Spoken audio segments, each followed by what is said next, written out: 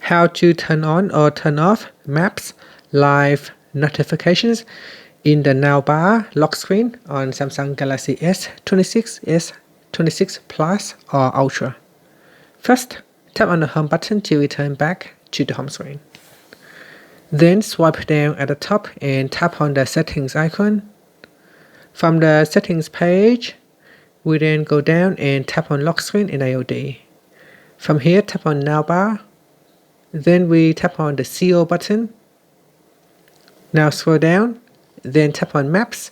Tap on the Maps toggle button to turn it off or switch it on. After that, tap on the home button to return back to the home screen. And that's it.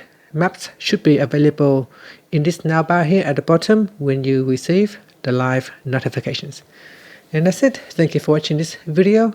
If you find it helpful, please like and subscribe to my channel for more videos.